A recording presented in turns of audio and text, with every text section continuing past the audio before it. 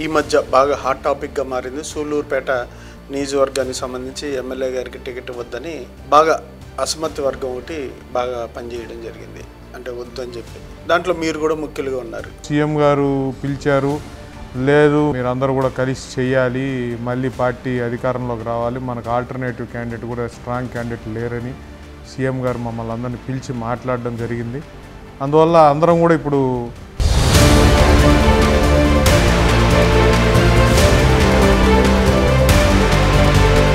మీకు జరిగిన ఇబ్బందులు, అవమానాలు ఇవన్నీ దిగమింగుకొని సిద్ధమయ్యారా? ఇబ్బందులు అనేవి ప్రతి దగ్గర జరుగుతాయి. టీడీపీలో కూడా ఇప్పుడు క్యాండిడేట్ని ప్రకటించారు. కొంతమంది బాగుందంటున్నారు, కొంతమంది వద్దంటున్నారు.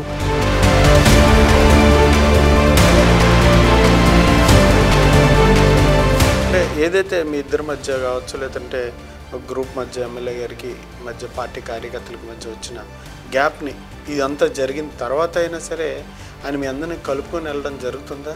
ఖచ్చితంగా గ్యాప్ అనేది లేకుండా చూసుకుంటారని మేము నమ్ముతున్నామండి. ఎందుకంటే జగన్మోహన్ రెడ్డి గారు కూడా ఆయనకి చెప్పాల్సింది ఎమ్మెల్యే గారికి చెప్పాల్సింది ఎమ్మెల్యే గారికి చెప్పారు, మాకు చెప్పాల్సింది మాకు చెప్పారు. కాబట్టి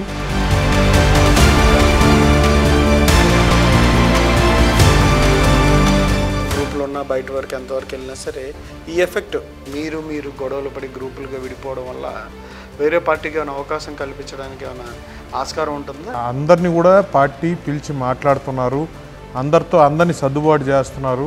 ఎవరికి ఇబ్బంది వచ్చినా పార్టీ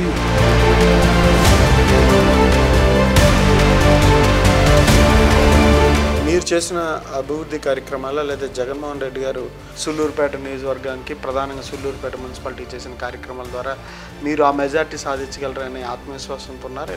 గతంలో ఈ మున్సిపాలిటీలో గత 5 సంవత్సరాలు టీడీపీ ప్రభుత్వం ఉండింది. అప్పుడు ఏం అభివృద్ధి జరిగింది, ఈరోజు మా గవర్నమెంట్ వచ్చిన తర్వాత ఏం అభివృద్ధి జరిగిందనేది మీరు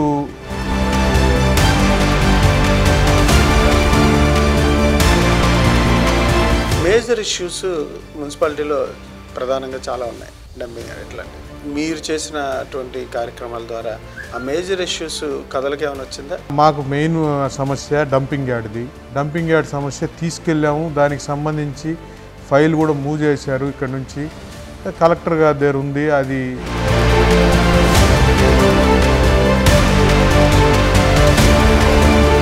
తెలుగుదేశం పార్టీ జనసేన పొత్తులో భాగంగా జనసేన కొన్ని సీట్లు ప్రకటించింది. దీని మీద మీరేమంటారు?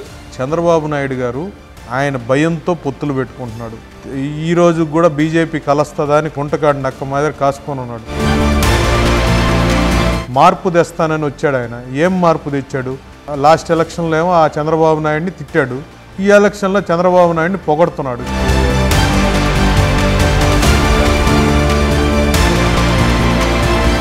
ఎవరైతే ఎమ్మెల్యే గారికి వ్యతిరేకంగా పనిచేసిన వాళ్ళలో కొంతమంది మళ్ళీ ఆయనతో పాటు వెళ్ళిపోవడం, మీరు మిస్లీడ్ అయ్యారనుకోవాలా ఎట్లా?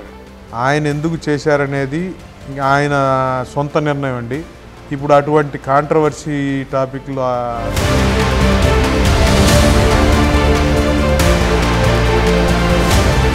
అంటే కార్యకర్తలతో, పార్టీ నాయకులతో ఆత్మీయ సమావేశంలో కూడా జగన్మోహన్ రెడ్డి గారు ప్రకటించేశారు, నేను చేయగలిగిందంతా చేసేసాను, ఇంకంతా మీ చేతుల్లోనే ఉందని కార్యకర్తలను ఉద్దేశించి, ద్వితీయ శ్రేణి నాయకత్వాన్ని ఉద్దేశించి అని చెప్పారు. మీరు అన్నిటికీ సిద్ధంగా ఉన్నారా? మేము ఆల్రెడీ గడప గడపకి మన ప్రభుత్వం కార్యక్రమానికి అంతా తిరిగాము, టౌన్ అంతా తిరిగాము. మాకు వీలైన దగ్గర వేరే దగ్గరలో కూడా వెళ్ళి తిరిగాము. ప్రజల్లో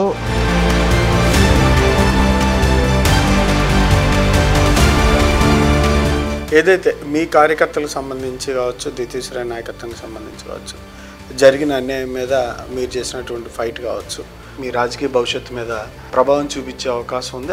జగన్మోహన్ రెడ్డి గారు ఏమైనా హామీ ఇచ్చారా సీఎం గారు? మేము పదవి ఉన్నా లేకపోయినా మాకేదైనా రేపు ఈ పదవి అయిపోయిన తర్వాత ఏమొస్తుందనే ఆలోచనలో ఒకటి మాకు కావాల్సింది జగన్మోహన్ రెడ్డి గారు బాగుండాలి.